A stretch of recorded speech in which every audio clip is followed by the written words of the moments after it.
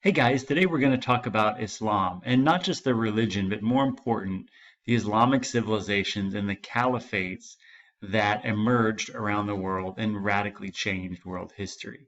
The word caliphate, as you're going to see, is another name for empire that's used when the empire is based on the Islamic religion.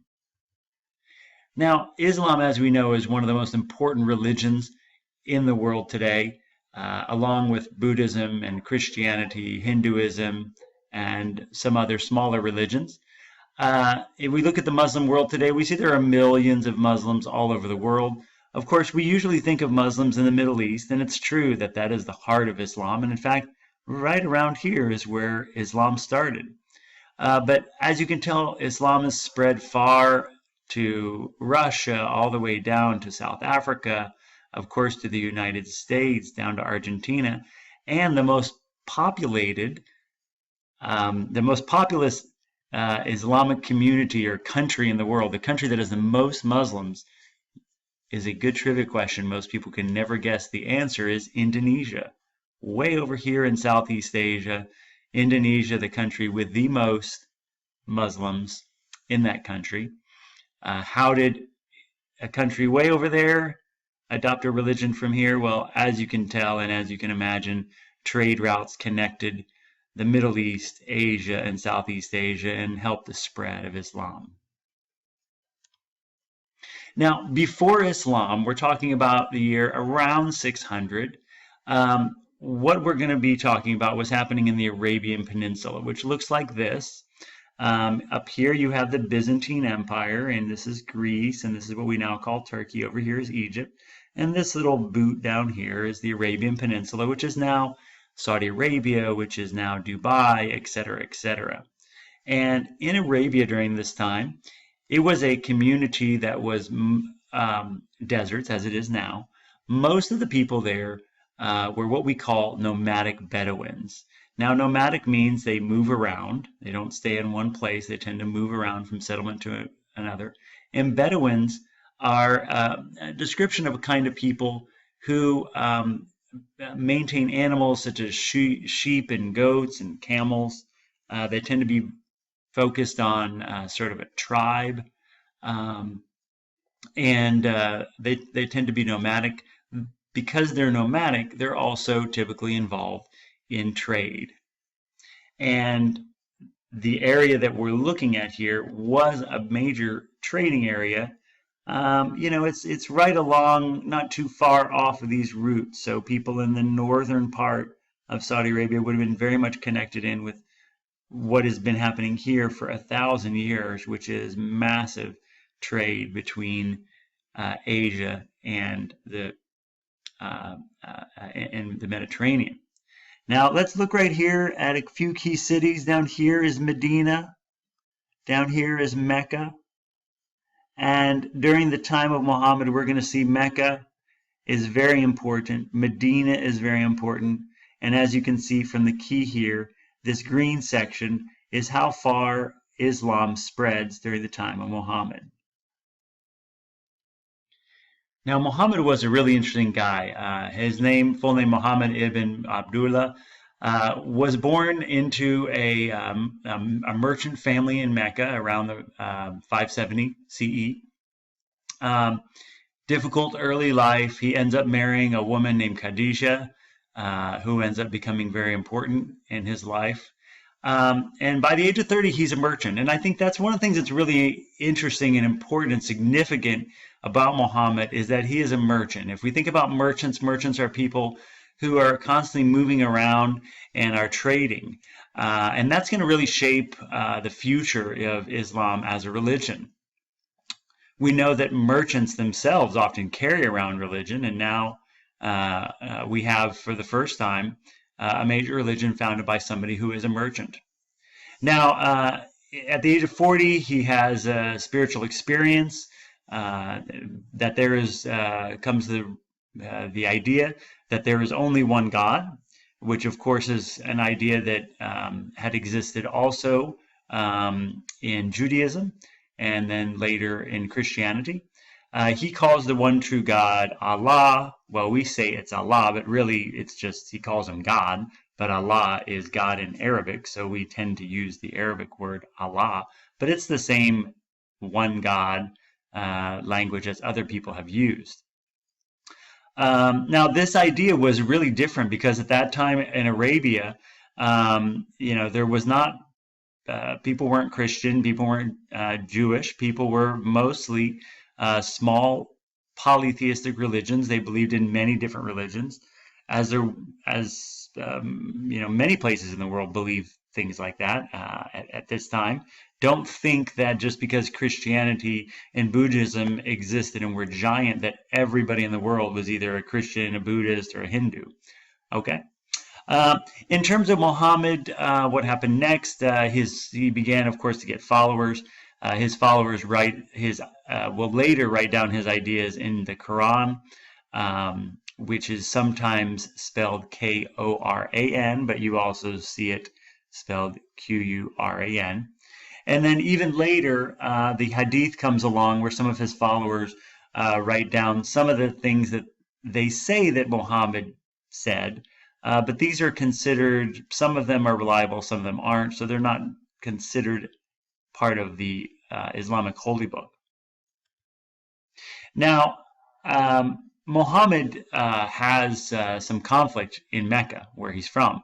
Why? Because he's preaching that there's only one God, and in Mecca there's people who worship a lot of gods. In fact, there are people who make money off of a polytheistic religion because they sell little statues and little what will be called idols that are used. Imagine a shop with, I don't know, statues of 50 different gods, and you go in and you pick your favorite god and you buy it and you take it home, and that's part of how you worship. Well, those guys go out of business when there's only one God, and when there's a God that doesn't need a statue made out of him because the God is invisible. So the point is, Muhammad has some conflict in Mecca, and so him and his followers decide to flee to Medina. Medina is a nearby city in Arabia. And there in Medina, they start to found their religion. Also on here on this slide, you have the name, the Ummah, which is what was the group of followers that he had there in Medina. They called the Ummah. And also interesting just to note that early Islam, and even Islam today, really had a lot of respect for the Hebrew scriptures of the Jewish religion and the New Testament of the Christian religion. And in fact, they thought that Jesus and Moses and all the people that Christians and Jews think are important, they thought they were important as well. They had different views, of course, but the religions were not seen as extremely separate. Now in 630, something really important happens. Muhammad and his followers returned to Mecca, the town that he got kicked out from, and they actually take it over. And once they take it over, they actually create a government, a theocratic government based on their religion. And this is really significant because of the other major religions, we don't have another major religion where the leader of the religion started a government. So Jesus didn't start a government, Buddha didn't start a government. You actually could argue that the founder of Judaism, Abraham and Moses, did found governments. But in Islam and with Muhammad, we have something really significant, and that's really going to affect the way Islam looks in world history, that from the beginning, the religious leader and the political leader were the same. Muhammad founded a government based on his ideas. We also see on this slide the 5 pillars of Islam, which are some of the belief system, the important things, faith, praying several times a day, tithing, which means giving to the poor, taking a pilgrimage to Mecca, and fasting at Ramadan are the 5 pillars of Islam, all very important. And we also see this term come along, the Sharia, which is the Islamic law. And this really emerged in the years after Muhammad, but as Islam started to become the predominant religion and the driving religion for some of these important dynasties we're about to talk about, Sharia started to develop, which is a system of laws based on the Islamic faith. Now, after Muhammad died, there was a dispute about who should be the next leader of Islam. And basically, without getting into the details of it, it's good to know that during that time, there was a split. Most of the Muslims continued in what was called the Sunni, which is the traditional way. And then there was a group that split off called the Shia. And the Shia had a different view from the majority, and sort of created a split that even lasts up until today. But in terms of what happened after Muhammad died, there continued to be other Islamic leaders, and they were called the Caliph. And you see this word here, Caliph. They were the head of the government. They were the main judge, they were the religious leader, and they were the military commander. So just like Muhammad, they filled all those roles, and you see very close connection between, of course, religion and government in these later empires, which are going to be called caliphates based on the word caliph. Now, Islam is going to expand. We're going to look at that in a second. They take over all over the Middle East. So it starts here. Remember, it was Mecca, Medina, and the red part is controlled by Islam during the time of Muhammad's death. And then in the 30 years after Muhammad died, you see expands over here to Egypt, and up here into the Middle East. You've got Syria over here, Baghdad, over like Iraq, all the way over toward Afghanistan. And then the green is under the Umayyad Caliph or Caliphate. You see expansion all the way up here into northern Africa, also Spain, all the way over here to Afghanistan. And you'll see over here in blue, there were still the Byzantine Empire holding on, various European kingdoms that were Christian maintaining at this time.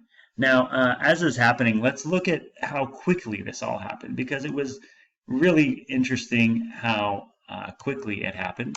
And looking at this video, we're going to start in the year 599, right before that 600 turning point in AP World History. And if you notice in 599, we've got the Eastern Roman Empire, which is going to be the Byzantine Empire. We've got Europe is split up between a bunch of little things over here. The people that invaded the Roman Empire. And down here in Arabia, we just have it just says Arabs, just the tribal Arab peoples. Over here we got the sway. So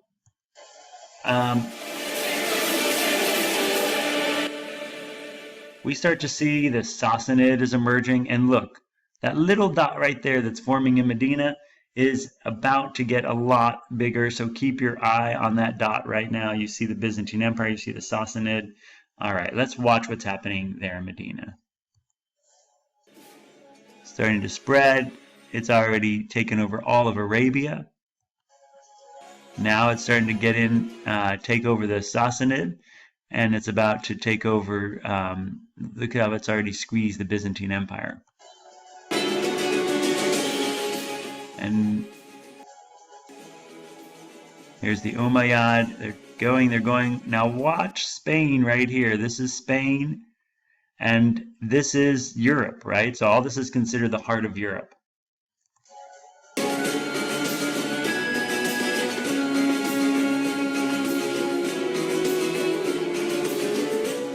And now they take over into Europe. And they're going to hold on to Europe for a long time and even go up into part of France, but they're going to battle back and forth here between Christian, what is sort of France, and the Islamic areas in Spain. There's going to be tough battles there, but you'll notice that we're now going on about 200 years that Islam is extremely strong.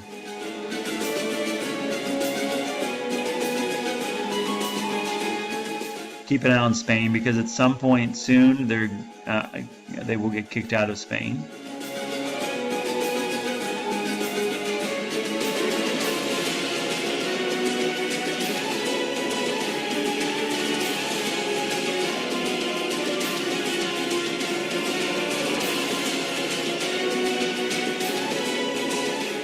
You see it's starting to fragment a little bit. So they're still green, but it's now fragmented into smaller caliphates, but still part of the Muslim world. And even Arabia now has sort of turned into, it's not currently being held by a current kingdom. All right, so that gets us up to, we'll stop at 1,100. And you see there, you see that Spain is starting to get, starting to kick out the Muslims. All right. So it spreads very, very quickly. It's an extremely fast-spreading religion now, and kingdom. Now, the first and most important of the empires based on Islam is the Umayyad Caliphate. And again, the Caliphate is a word for a Islamic empire. The Umayyad Caliphate existed, expanded very, very rapidly. Their policy toward conquered people, on one hand, they did not force people to convert. So they were taking over areas where there were Christians, Jews, Zoroastrians, others, many others. They didn't force people to convert. However, if you didn't convert, you did pay an increased tax. And so that was considered certainly a punishment, and that definitely encouraged people to convert to Islam because it would actually save you money.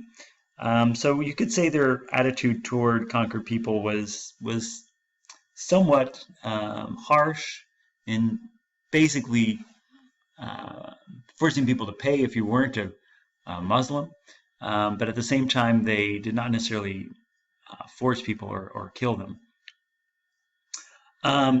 They eventually are going to become the Umayyad. It doesn't last very long, as you can see here. It lasts for about 90 years.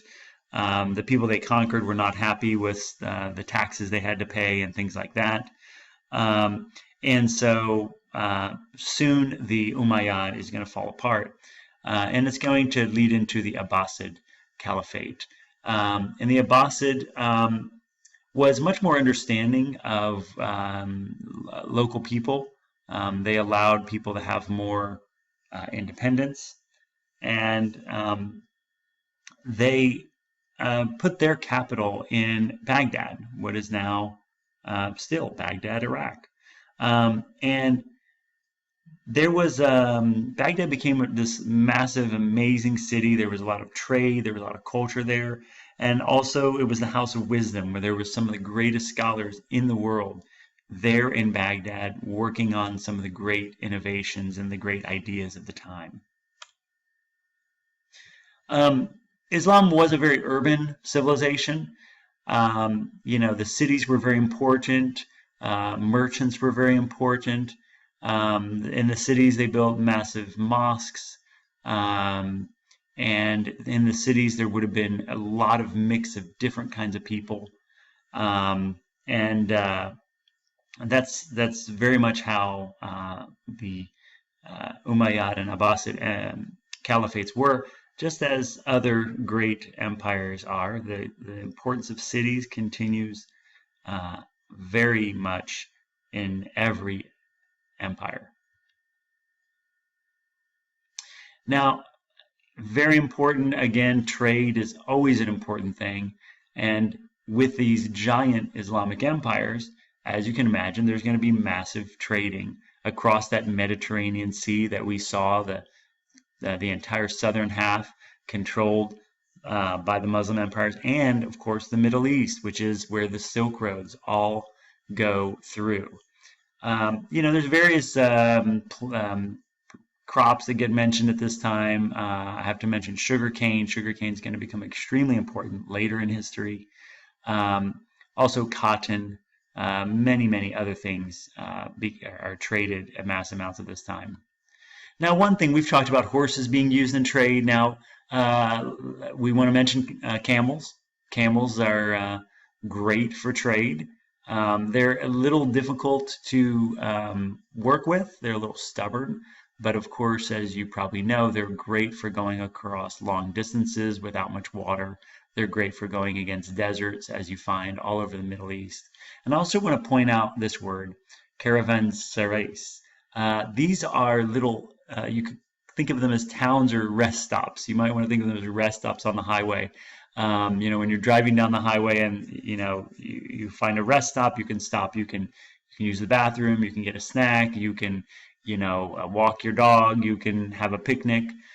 So these were small towns where they would have had not even a town, but just a place where there's a motel. There's corrals for your animals, and basically places that merchants and travelers could stay to make it easier to promote trade. So this is one of the things that empires did to promote trade.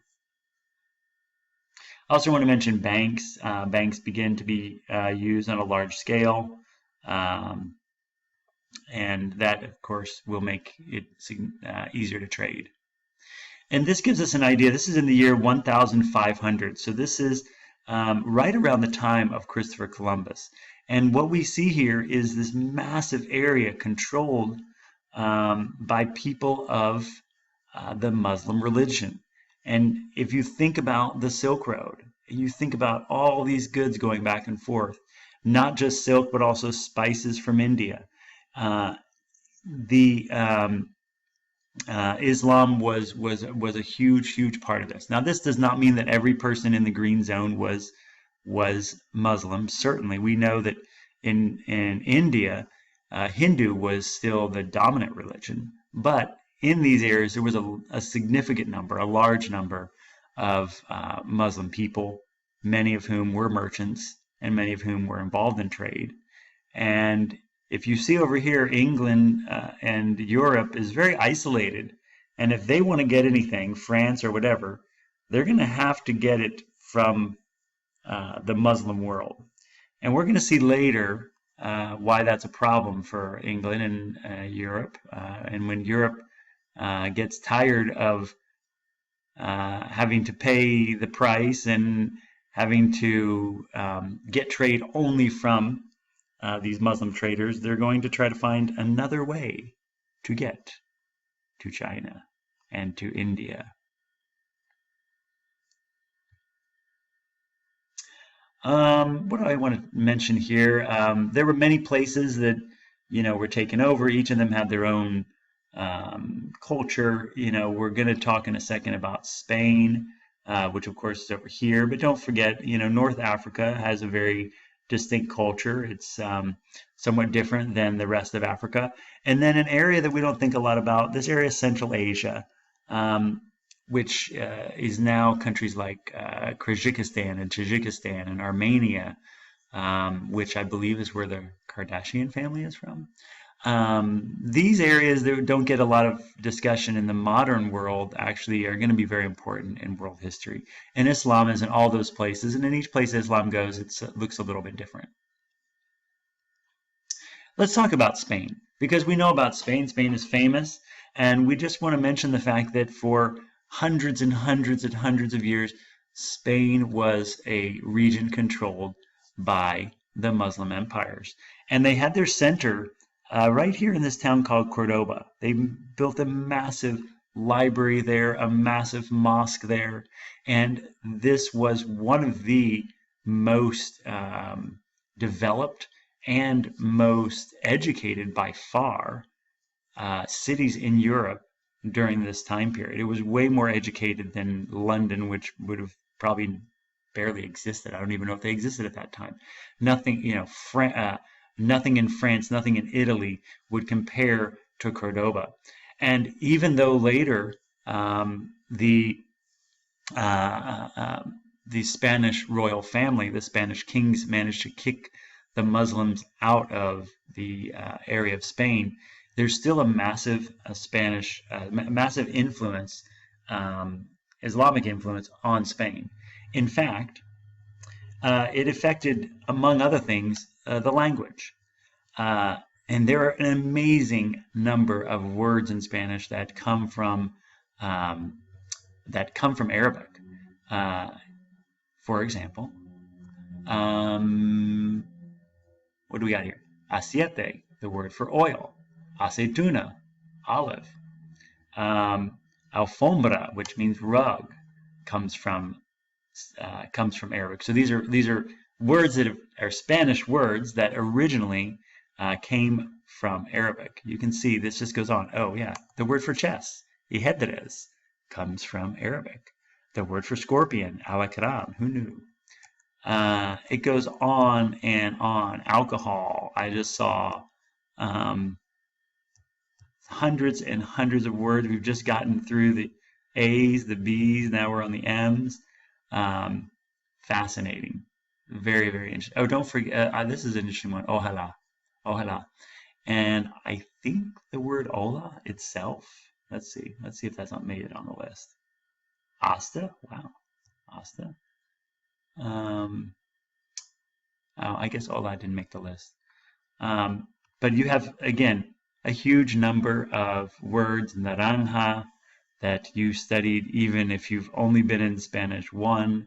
All these words come from Arabic, which is, even to this day, a symbol of the Islamic influence in not just in Spain, but in the world, because we use Arabic words when we speak Spanish all the time, including when your teacher tells you to do your tarea. Yes, the word for homework comes from Arabic. Thank you, Arabic. Thank you, Muslim invasion of Spain.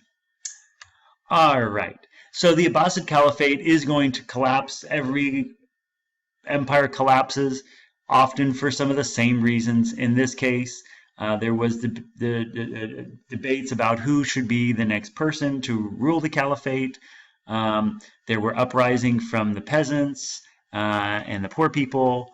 There was pressure from the Turks, who were outside, and then most importantly will be the Mongols, which we'll talk about in a few weeks, all the terrible things they did to the city of Baghdad. Let's talk about the role of women in Islam, because a lot of people, when they think of Islam today, they think that women don't have any rights in Islam.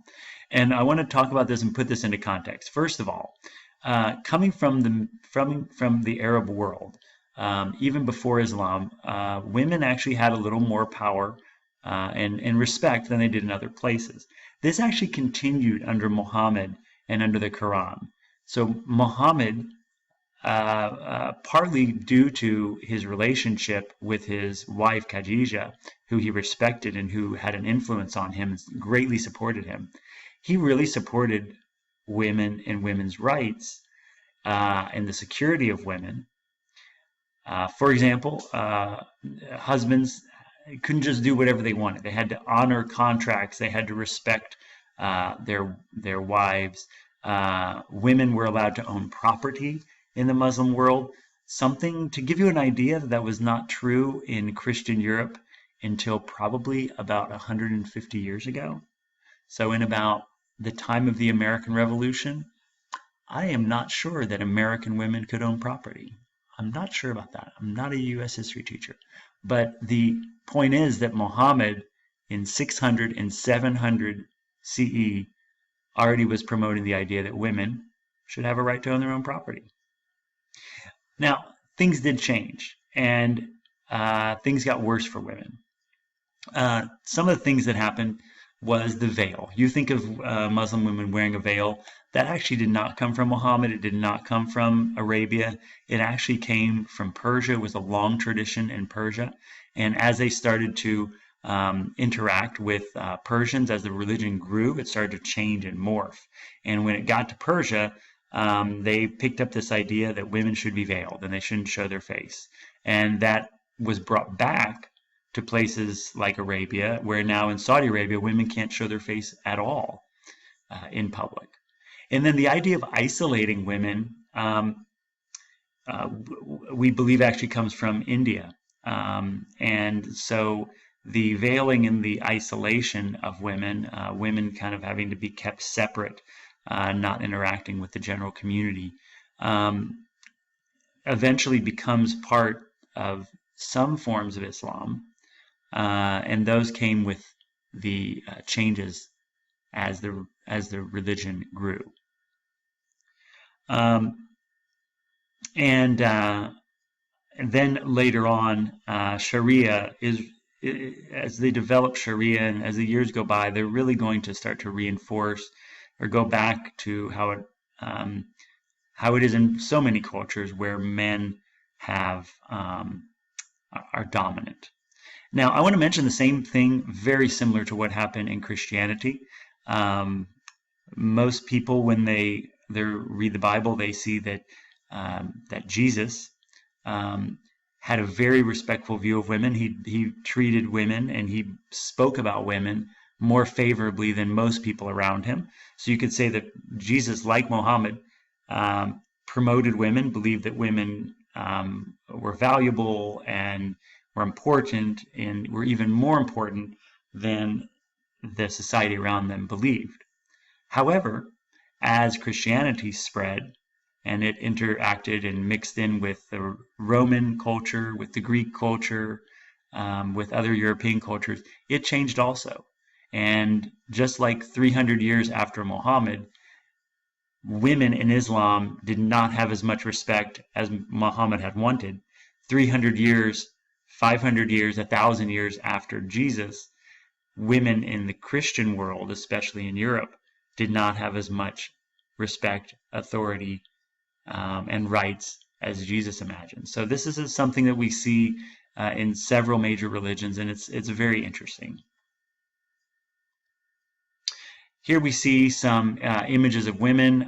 These are from some very old paintings, and you see a woman sort of isolated here. This, I think, symbolizes the isolation. You see a woman here that's veiled, and you see this picture here where you've got men down here discussing important things, and you've got women hiding back here. I mean, not hiding, but they're trying to they're looking on, but they're not a part of what's going on. And these are sort of symbols of what the role of women became.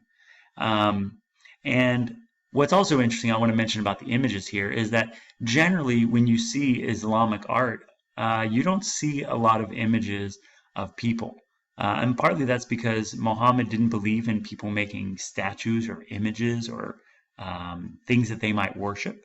And so very different from the Byzantines, who love to have their icons and love to have pictures of their religious figures. Generally, Islam does not they never draw religious figures.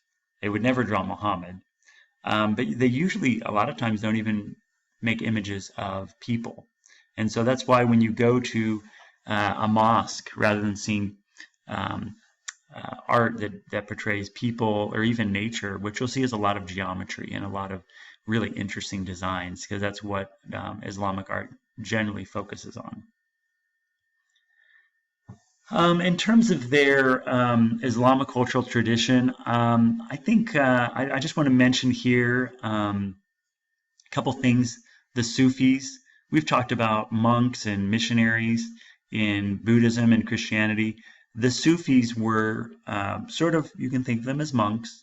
They were missionaries, but we call them Sufis. They led ascetic lives and encouraged people to respect Allah. I also want to mention the Hajj. The Hajj is the pilgrimage to Mecca. And this is a really important thing in Islam, that once in your life, if you are a Muslim, you should go travel to Mecca at a certain time of year as a sign of your devotion. And this ends up becoming a really big part of Islam. and it's a way that people from around the globe are united together. And every year when the pilgrims go to Mecca, there are millions and millions of people from all over the world. And so that is a big part of Islam. But also keep in mind that as those people come together in Mecca, that time of year, they get excited about their religion, they get fired up about it, and then they go back home and they're more likely to spread that religion. We talked a little bit about the Persian influence. I would say, just so you know, a couple key phrases. Arab describes people from Arabia. Okay, so that's a location. People from the Arabian Peninsula, and from, we could say, the Middle East in general, we call them Arabs. It's like an ethnicity. It's not a religion. Okay, so Arab is not a religion. Not all Arabs are Muslim. There are actually Arab Christians. I've met them. And not all Muslims are Arab. Okay, now Arab is also a bit confusing because Arabic is the official language of Islam, but also not every Muslim speaks Arabic. Some of the other religions or types of people that are often some of the first people to adopt Islam, the Persians. Okay, Persians are people from Persia, right? That's sort of their ethnicity. The Turkish, who are from what will sort of eventually become Turkey, Indian gets mentioned on here, right? So these are all ethnicities. These are all people from different locations, but all of them, in all those places, people converted to Islam. And Islam is started with the Arabs, but as it spread, you have a lot of Persian Muslims, you have a lot of Turkish Muslims, you have some Indian Muslims. Greek is mentioned down here for a different reason, but I want you to be able to keep that straight. Now, want to mention the Greek influence. Keep in mind, this is a time when Europe is a mess. Rome has been invaded. There's barbarians all over Europe. The Byzantine Empire is trying to hold things together. And as the Muslim culture grows, they become very interested in scholarship and knowledge and academics. And they start to pick up some of the Greek ideas. And the Muslim philosophers were really interested in Plato and Aristotle and Greek math. And they're going to begin to study this and to develop some of these ideas. Here we're looking again. This is modern day Islam, and you'll see it obviously has spread all over the world. The one thing I want to mention from this map is, remember we talked earlier about their Shia and their Sunni. So the Shia is a small branch of Islam, mostly in Iran, some folks over here in Iraq, and every once in a while you'll still hear in the news about Sunni and Shiite conflict. Okay, so a couple questions for you. Want you to identify and explain 2 reasons that Islam spread rapidly from 800 to 1000 CE. I want you to identify and explain 1 way that the Islamic caliphates use religion to govern. And then finally, I want you to describe the significance of Khadija bint Khuwaylid, sorry for the bad pronunciation, in the history of Islam. This is the wife of Muhammad, so you should find that.